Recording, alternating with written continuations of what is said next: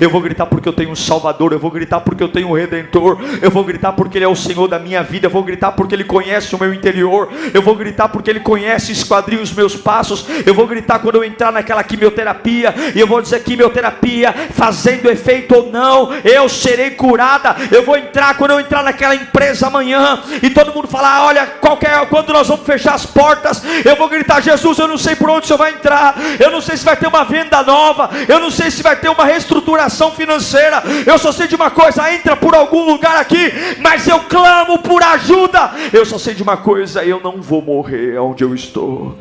Eu quero que você abra sua Bíblia no Evangelho de Marcos, capítulo 10, versículo 46. Marcos 10, 46.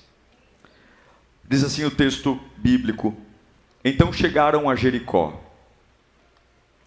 Quando Jesus e seus discípulos, juntamente com uma grande multidão, estavam saindo da cidade, o filho de Timeu, Bartimeu, que era cego, estava sentado à beira do caminho, pedindo esmolas. Quando ouviu que era Jesus de Nazaré, começou a gritar: Jesus, filho de Davi, tem misericórdia de mim. E muitos o repreendiam para que ficasse quieto, mas ele gritava ainda mais: filho de Davi, tem misericórdia de mim. Jesus parou e disse: chamem-no. E chamaram o cego. Interessante que a mesma boca que falou assim: cala a boca, agora vai dizer assim: ânimo, ânimo, levante-se, Ele está o chamando. Como as pessoas são volúveis, né? Lançando a sua capa para o lado, deu um salto e pôs-se em pé e dirigiu-se a Jesus. O que você quer que eu faça? Perguntou-lhe Jesus. O cego respondeu: mestre, eu quero ver. Vá, disse Jesus, a sua fé o curou. Imediatamente ele recuperou a visão e seguiu Jesus pelo caminho. Curve sua cabeça. Pai querido, só uma razão de estarmos sentados aqui agora: te ouvir. Nós precisamos de Ti. Nós precisamos de Ti. Não dá para viver do jeito que a gente quer. Não dá para andar com as nossas próprias ideias. E eu te peço humildemente, fala conosco, Senhor. Fala com todos os corações aqui desejosos de Te ouvir. Alinha o nosso espírito, alinha o nosso coração, que enquanto eu ouço a Tua voz, ajusta a minha vida. Meu Deus, eu preciso da Tua voz. Fala ao pé do meu ouvido o que eu preciso de ouvir. Cura a minha vida. Transforma o meu ser e o meu coração. Nós precisamos tanto de Ti, Senhor. Precisamos do Teu cuidado, precisamos do Teu zelo em nós. Mas o mais importante, precisamos carregar a Tua voz. Inspire-nos, levante-nos, encoraje-nos. Queremos Te ouvir, em nome de Jesus. Esse texto, muito conhecido, se passa numa cidade chamada Jericó. É a cidade hoje mais antiga em funcionamento do mundo. Estivemos lá na última caravana. Essa cidade ela fica a mais ou menos 26 quilômetros de Jerusalém, que é o centro de Israel. E Jesus está saindo de Jericó. Jericó era uma cidade de passagem. Os peregrinos usavam Jericó para abastecer suas despensas, descansar, almoçar. Jericó não era um lugar de destino, era lugar para descansar. Muitos viajantes passavam lá, e por conta da grande quantidade de viajantes, muito comércio, e além do comércio, muita miséria. Muita gente atrás dos turistas, atrás dos viajantes, para pegar uma esmola, uma moeda. E esse é o contexto do Bartimeu. Ele é mendigo, ele é cego, e ele tem o que todo mendigo precisa. Ele tem uma deficiência que ele explora. Por quê? Porque boas generosidades muitas vezes vêm da dó que eu tenho por alguém. Eu tenho dó, então eu sou generoso. Esse cego ficava na cidade pedindo esmola, tudo isso você sabe. E Jesus está passando ali. Quem era Bartimeu? Não era ninguém. Não havia nada especial nele. E ele não era o único pedinte. Haviam dezenas, centenas. Como é que o pedinte era? O governo dava uma autorização para o pedinte. A autorização era uma capa. Essa capa era colocada sobre os ombros. E os pedintes sentavam à beira do caminho. E com aquela capa eles estendiam as mãos e pediam. Como a gente sabe que acontece aqui no Brasil. Pode me ajudar? Você pode me dar uma moeda? Estou com fome. Eu preciso comer, eu preciso ir para casa, eu tenho que alimentar não sei quem. E ele estava lá. E a voz de Bartimeu, cego, era como a voz de outras dezenas, se não centenas de pessoas. Não há nada de diferente nisso. Bartimeu era insignificante. Ele não era ninguém. Ele não tinha nada de bom. E talvez isso faça sentido porque essa história choca tanto a gente e toca tanto a gente. Porque não é difícil a gente se sentir assim. Bartimeu expressa muito algumas fases da nossa vida. Eu aprendi que pessoas comuns cansam rápido. Pessoas normais começam com muita intensidade, mas logo cansam. Mas eu entendi que pessoas de sucesso são pessoas que terminam. Não importa quanto tempo vai demorar. Ela termina. Porque a dignidade não está no começo. A dignidade está no término. Eu amo o que o autor aos Hebreus diz, em Hebreus 10, 39. Põe para mim. Nós, porém, não somos dos que retrocedem e são destruídos, mas dos que creem e são salvos. Eu pergunto, você gostaria de parar Jesus hoje para ele olhar para a sua causa? Quem gostaria? Você acredita que se Jesus parasse para olhar especialmente para a sua causa seria transformada em vitória? Quantos acreditam nisso? Esse camarada insignificante, ele conseguiu parar Jesus. A Bíblia diz, o texto que li diz, então Jesus parou. Ele estava saindo da cidade.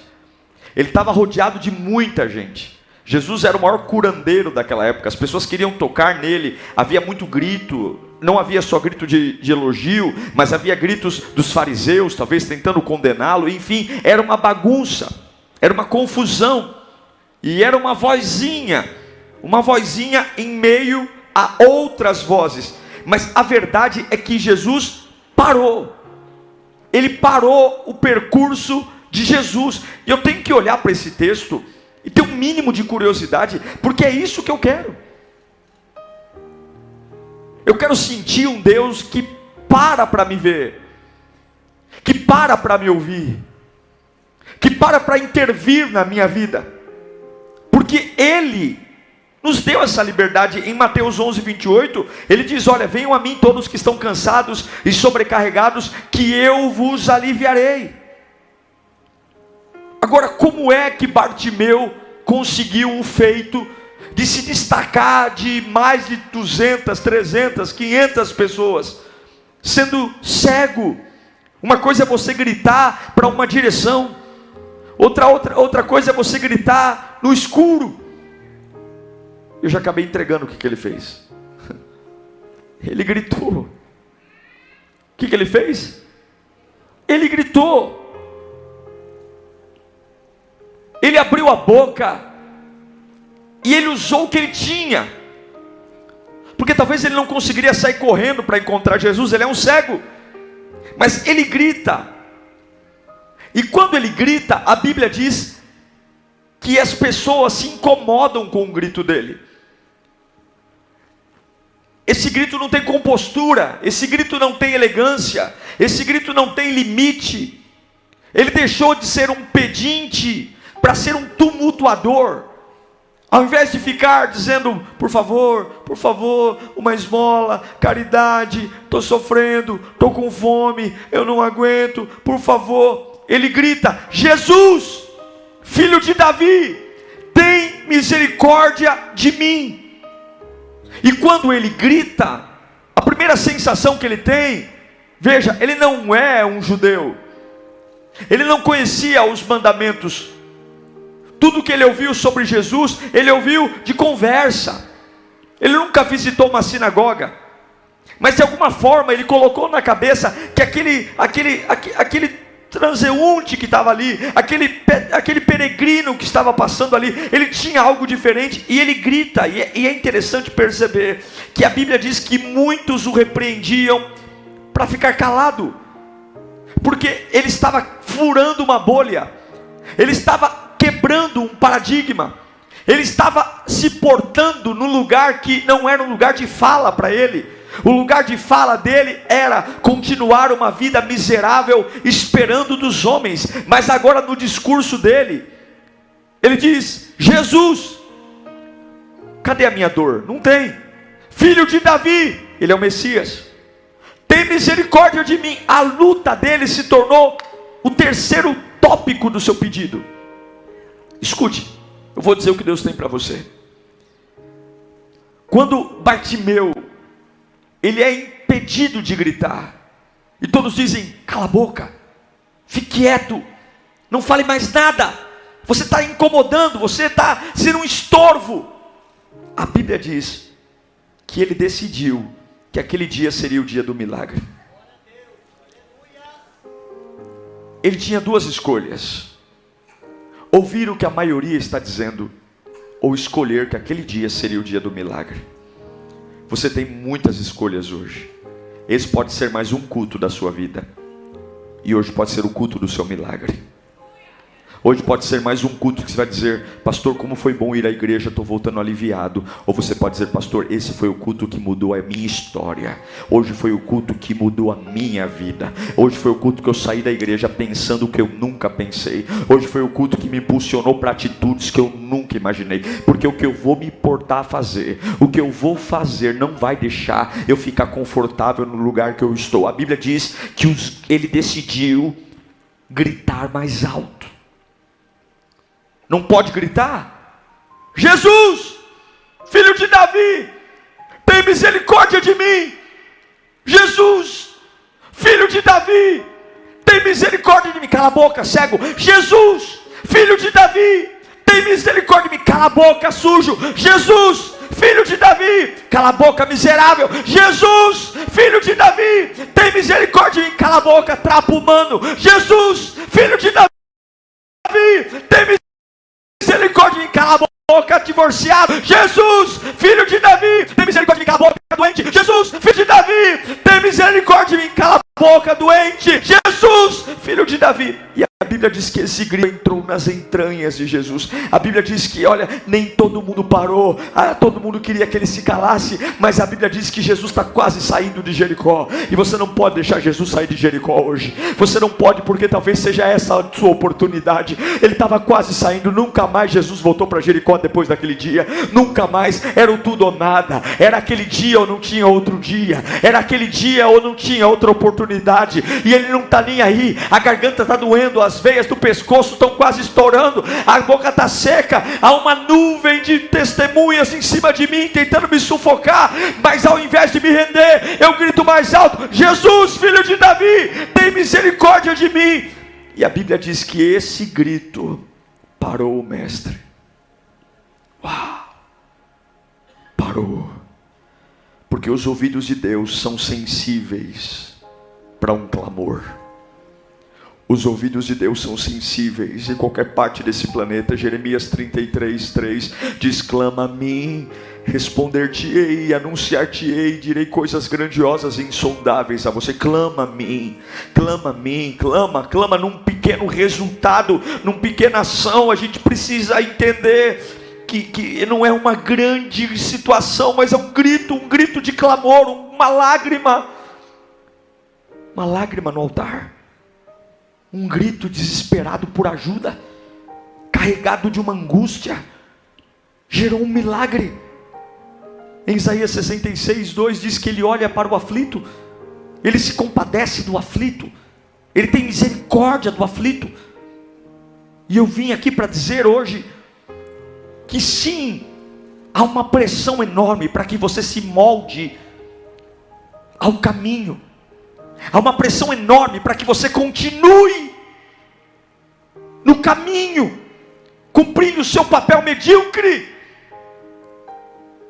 mas mantendo todos os protocolos. Mas tem milagre que os protocolos têm que ser quebrados. Tem milagres que a elegância tem que ser deixado de lado.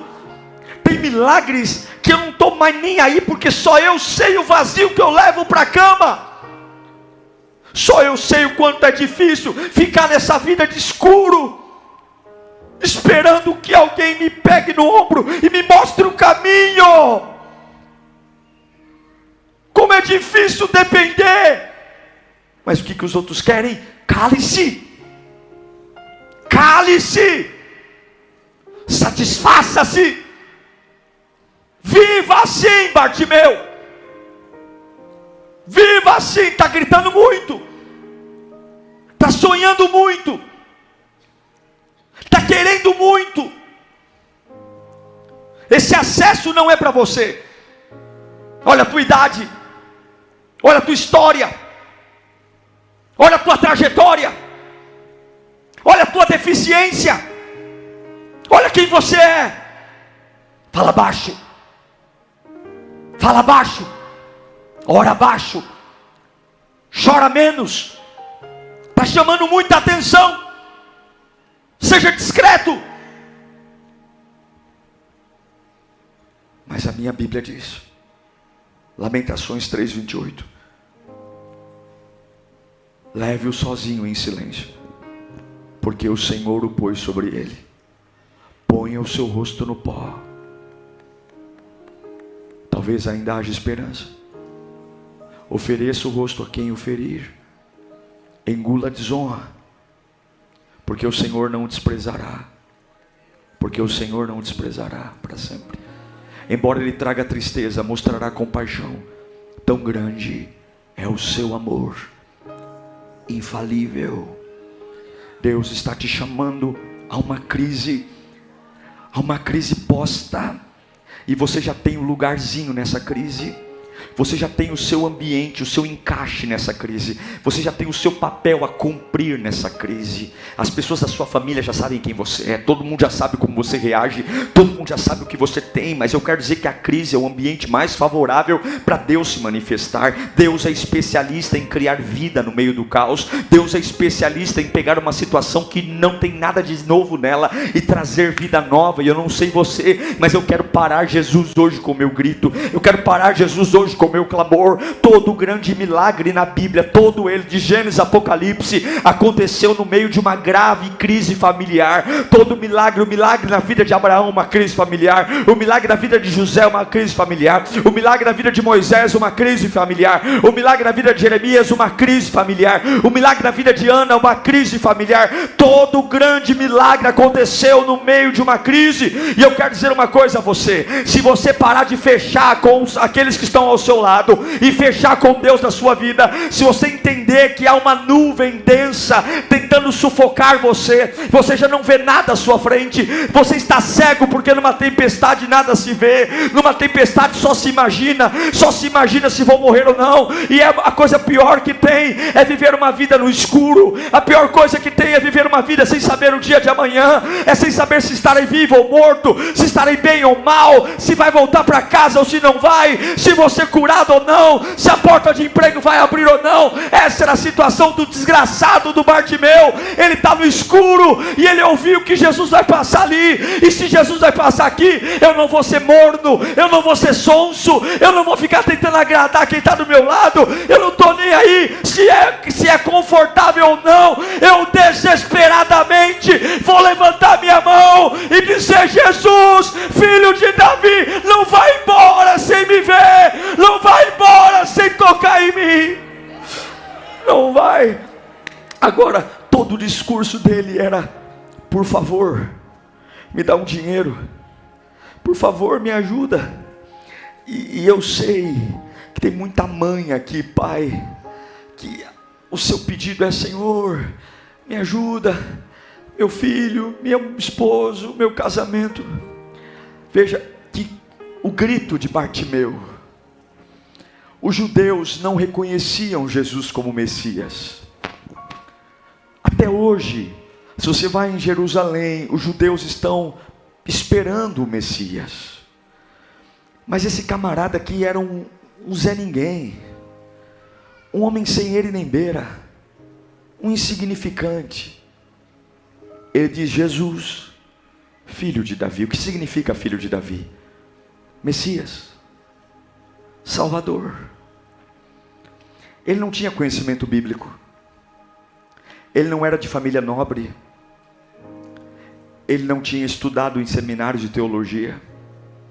Ele era um coitado, mas um coitado que aprendeu a crer no meio da sua crise, um coitado que no meio da sua desgraça, ele disse: Ele é o meu Salvador, e enquanto Ele não vier em minha direção. E eu sei que tem horas que você está tão fraco que você não consegue correr para Jesus. Eu já passei por dias assim, dias que eu não conseguia encontrá-lo, porque estou cego, já passou por isso.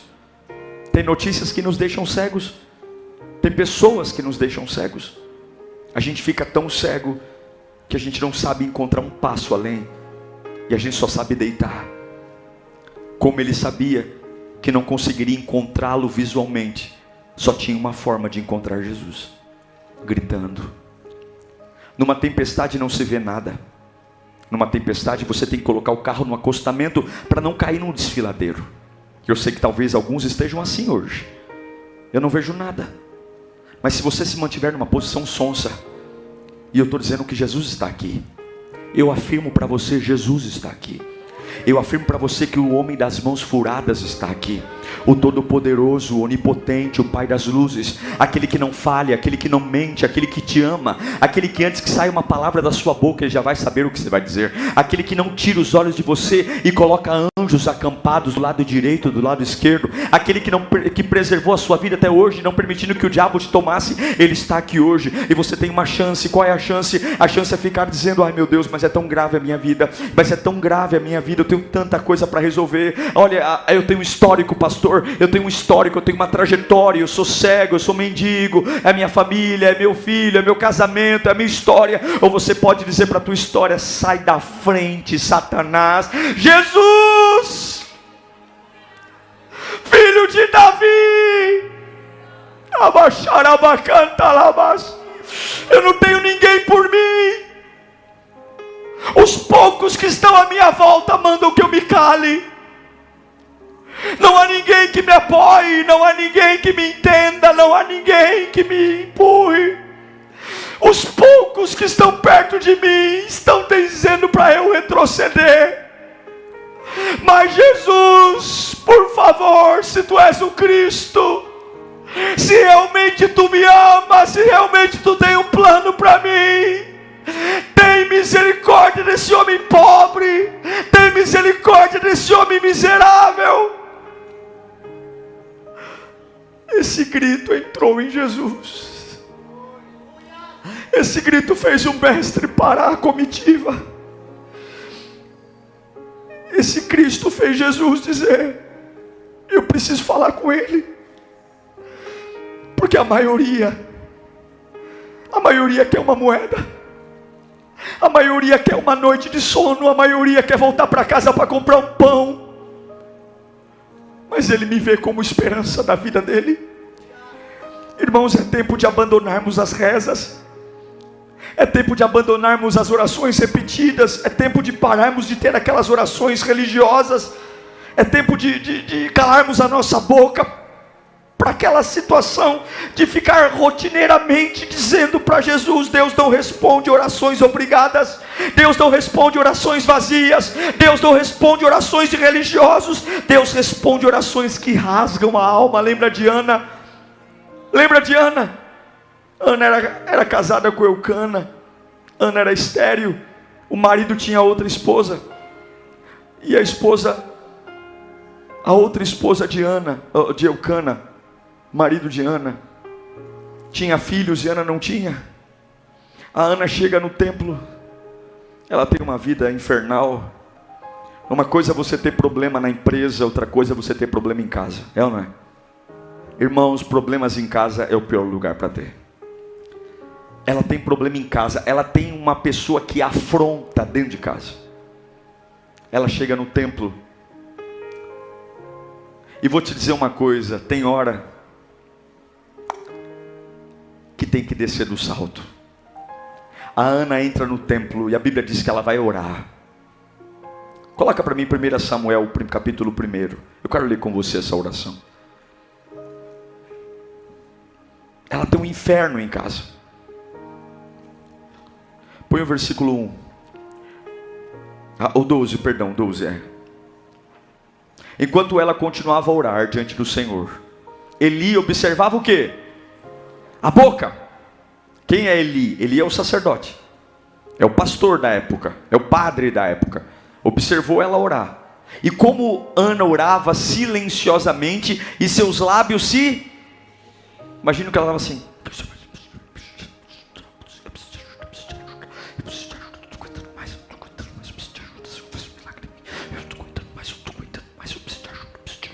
Porque é isso. Ela está silenciosa, mas os lábios se mexiam.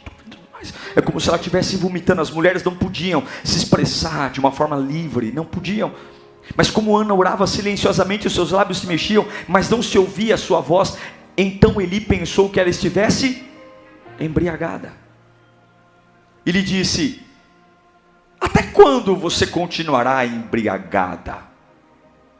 Abandone o vinho. E Ana respondeu: não se trata disso, meu Senhor. Eu sou uma mulher muito angustiada. Eu não bebi vinho, nem bebida fermentada. Eu estava derramando a minha alma diante do Senhor. Eu estava dizendo para o Senhor que eu não aguento mais. Eu estava dizendo para o Senhor que eu não quero voltar para minha casa e encontrar o que tem lá. Não julgue a tua serva. Não julgues tua serva uma mulher vadia. Os religiosos não vão entender. Eu estou orando aqui até agora por causa da minha grande angústia e tristeza. É por isso que eu não estou parando, eu não consigo. Enquanto eu não senti o toque dele, enquanto eu não senti o amor dele. E ele respondeu: vá em paz, que o Deus de Israel conceda o que você pediu. Ela disse: espero que sejas benevolente para com a tua serva. Então ela seguiu o seu caminho, comeu, e o seu rosto já não estava mais abatido. Não estava mais. Porque Ana foi como Bartimeu. Tem coisas, irmãos, escuta aqui para mim, escuta aqui, nós vamos orar. Tem lutas que você está enfrentando, que você vai ter que borrar a maquiagem. Tem demônios que você está enfrentando, que você vai ter que marchar dentro da tua casa. Tem guerras que você está enfrentando, que você vai dizer: Senhor, se o Senhor não me abraçar hoje, eu vou morrer. É como Jacó: eu vou abraçar o anjo, e eu não vou largar o anjo até que o anjo me abençoe. Não é possível ouvir o silêncio. E você saiu da sua casa hoje porque algo te trouxe para cá. Você não veio aqui porque não tinha o que fazer. Você sabe que precisa estar aqui.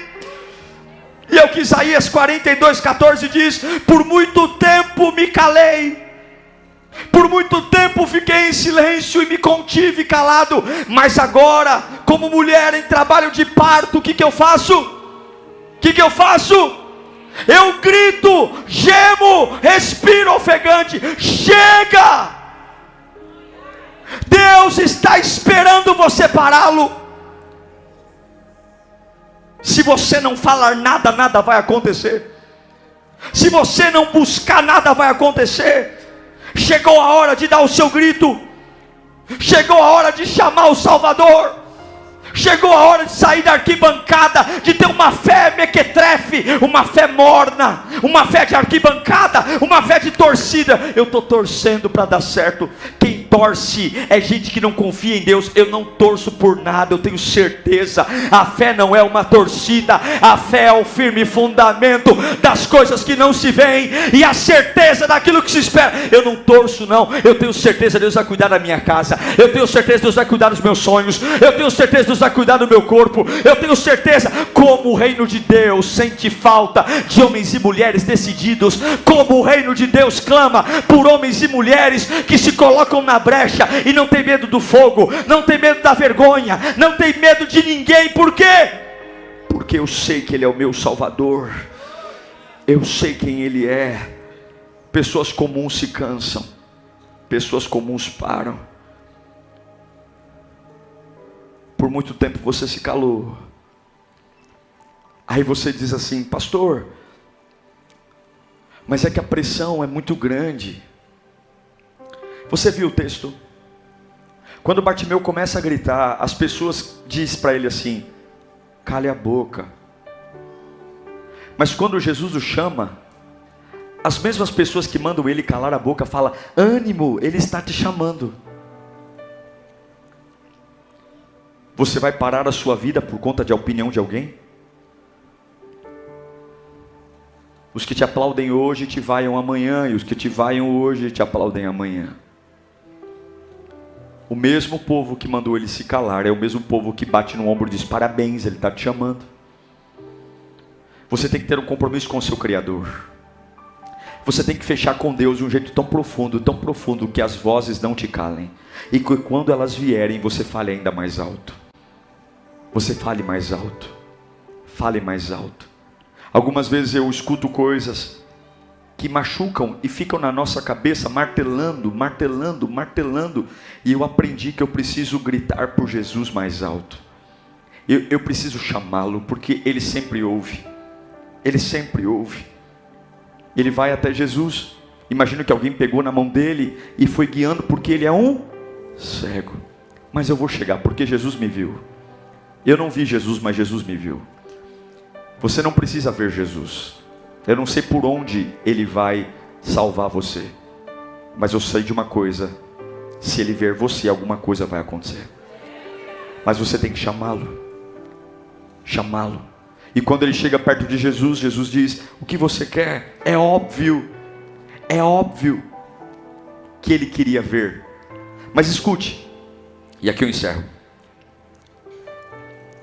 Esse Bartimeu é tão especial, ele é tão especial, que quando Jesus o chama, e aqui eu encerro, fica comigo aqui. A Bíblia diz que ele dá um salto, e ele lança fora a sua capa. Lembra que a capa era a autorização que o governo dava para você pedir esmola? Eu imagino que na hora que Bartimeu jogou a capa fora, alguma pessoa que estava no processo de autorização para mendigar deve ter pego a capa dele e ficado no ponto dele. Ele não está curado ainda, mas ele já se levanta como se ele falasse: eu não estou curado, mas para esse lugar eu não volto mais. Eu não sei o que vai acontecer quando Jesus me encontrar, mas para essa vida que eu estou tendo, para essa vida que eu estou levando, eu não volto mais. E quem sabe hoje não seja o dia de você fazer isso. Eu não sei onde Jesus vai aparecer, eu não sei como Ele vai fazer, mas não seria tão bacana de você romper com o lugar que te sustentou até hoje? Eu não estou falando de empresa, de dinheiro, eu estou falando daquilo que sustenta a sua alma, aquilo que alimenta o seu espírito, aquilo que faz você ter um dia bom ou um dia ruim. E eu não sei se vai começar na tua casa, no teu trabalho, na igreja. Eu só sei de uma coisa: se Jesus te ouvir, Ele para. Se Jesus te ouvir, Ele para. Se Jesus te ouvir, Ele para. Ele já me ouviu em quantas noites escuras da minha vida. Ele já me ouviu. Eu me lembro de uma vez de deitar ao pé da minha cama e eu não conseguir falar nada, nada, não saía uma palavra. Eu só sabia gemer ao pé da cama. Eu só sabia gemer. Só que eu entreguei o meu melhor gemido. Eu não posso falar, mas eu posso chorar e eu posso gemer. E de uma forma que eu não sei explicar. É como se ele pedisse para os anjos irem me acompanhando até a presença dele. E eu sei que ele chegou perto de mim. E não há palavra no mundo que console a minha vida como ele me consolou naquele dia. Ele disse para mim o que ninguém conseguiria dizer. Ele tocou onde ninguém conseguiria tocar. E era como se ele me perguntasse: Diego, o que você quer que eu te faça? E eu perguntei a ele, e eu disse a ele o que queria. E imediatamente ele me devolveu e me deu o que eu precisava. Esse Jesus Cristo de Bartimeu, e que foi na minha vida, ele está aqui hoje, meu irmão. E eu quero dizer para você: chame ele, clame por ele, grite por ele. E quando Jesus o pergunta: o que você quer? Eu quero ver. Eu quero ver. Ele não pede dinheiro. Ele pede para não ter mais a limitação. E hoje eu sei que você vai voltar para sua casa diferente. Hoje nós vamos gritar aqui. Hoje nós vamos sair do salto. Hoje nós vamos simplesmente dizer para Jesus como Ana: eu não vou voltar para minha casa do jeito que eu deixei minha casa. Olha, eu sinto muito por aqueles que acham que demora muito, mas o encontro com Jesus muda tudo. Eu sinto muito, mas amanhã eu serei um novo profissional. Eu sinto muito por quem gosta dessa minha versão, mas eu quero dizer que eu não vou manter essa minha versão pedindo esmolas emocionais para agradar um, para agradar outro. Deus tem vida nova para mim, Deus tem poder, Deus tem unção, e eu vou gritar porque eu tenho um Salvador, eu vou gritar porque eu tenho um Redentor, eu vou gritar porque Ele é o Senhor da minha vida, eu vou gritar porque Ele conhece o meu interior, eu vou gritar porque Ele conhece e esquadria os meus passos. Eu vou gritar quando eu entrar naquela quimioterapia, e eu vou dizer: quimioterapia fazendo efeito ou não, eu serei curada. Eu vou entrar quando eu entrar naquela empresa amanhã, e todo mundo falar: olha, quando nós vamos fechar as portas, eu vou gritar: Jesus, eu não sei por onde o Senhor vai entrar, eu não sei se vai ter uma venda nova, eu não sei se vai ter uma reestruturação financeira, eu só sei de uma coisa: entra por algum lugar aqui, mas eu clamo por ajuda. Eu só sei de uma coisa: eu não vou morrer onde eu estou. Eu quero que você feche os seus olhos. Você tem que entregar algo a mais a Deus aqui. Você tem que entender que as pessoas já se acostumaram com quem você é. Talvez ninguém acredite mais em você e nem na sua vida. Talvez você seja mais um, só mais um. E você até pode vir à igreja, você até pode congregar, mas tem um limite para a sua felicidade, tem um limite para a sua liberdade. As pessoas toleram até um certo ponto o seu crescimento. Chega uma hora que o seu crescimento vai incomodar. Chega uma hora que a sua felicidade vai trazer crises. Chega uma hora que você está querendo se aparecer, você está querendo se mostrar. Por que você quer ter essa força? Aqui na família ninguém é assim. Por que você quer superar as coisas tão rapidamente? Não é assim que funciona. Não é. Fale baixo. Fale baixo. Fale baixo. Cale-se. Ninguém se cura tão rápido assim. Não, cadê as moedas? São as moedas que te sustentam. Você tem que ficar firme nas moedas. Se sinta honrado por ter moedas. Se sinta honrado porque eu estou com você. E se não fosse eu, você está passando fome. Se sinta honrado por isso que eu faço por você. Se não fosse as minhas conversas com você, você tem que me agradecer muito, porque graças à atenção que eu te dou, você não está em depressão. Tem pessoas que acham que tem você nas mãos. Tem lugares que acham que te sustentam. Tem pessoas que acham que você depende deles para viver. Tem pessoas que te mantêm na gaiola. Tem prazer de te criar você em cativeiro. E você tem uma chance. Aquele que tem a chave da gaiola está passando aqui hoje. Labaxarabacai. Onde o Espírito de Deus está, ali há liberdade. Eu vou voar. Eu não sei como é, eu sou cego. Eu sou cego, eu não sei como sair dessa crise. Eu sou cego. Eu sou cego, eu não sei como restaurar meu casamento. Eu sou cego. Eu não sei como estruturar meus filhos. Eu sou cego. Eu não sei como criar meus filhos. Eu sou cego. Eu não sei como lidar com isso. Eu sou cego. Eu não sei para onde ir. Mas um dia me falaram que esse Jesus é o Senhor. Um dia me falaram que esse Jesus muda tudo. Então eu não estou nem aí para aquilo que vão falar ou pensar. Jesus, filho de Davi, tem misericórdia de mim. Jesus, filho de Davi,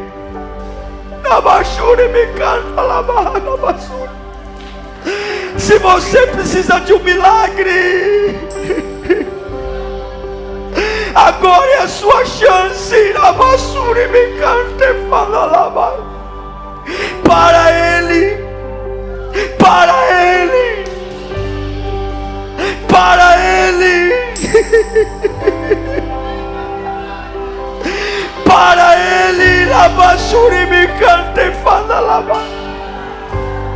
Eu não sei para onde ir, mas eu preciso de Ti.